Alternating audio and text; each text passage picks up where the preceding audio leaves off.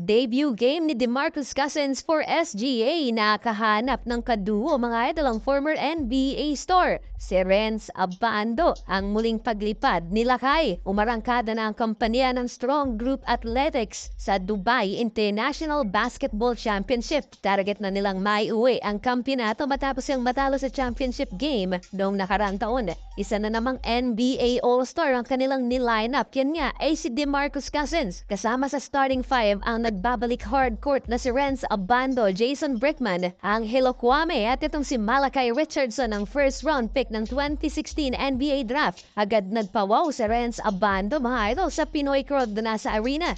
Adawa pa rin ka strong group. Nasundan pa ng 3-pointer ni DeMarcus Cousins and another one, Berens Abando, 3-pointer from the wing. Walang kalawang si Lakay, ganun din si DeMarcus Cousins na NBA caliber pa rin ang laruan. Pinakitaan ng handles ang UAE national team.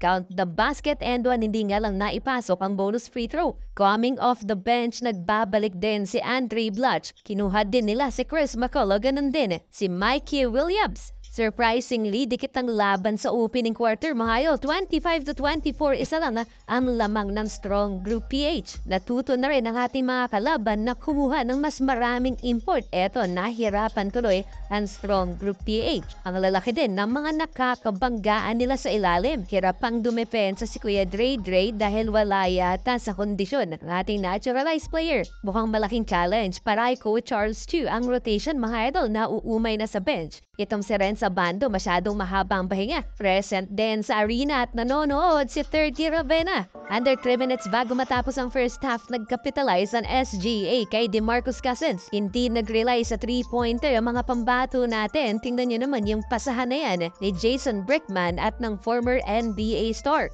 Bagsak naman si DeMarcus Cousins nang saluhin ang big man ng UAE national team. 2-possession game, halftime, 44-40 lamang ng apat ang Strong Group PH. Meron pang isang Pinoy team mga idol sa Dubai International Basketball Championship.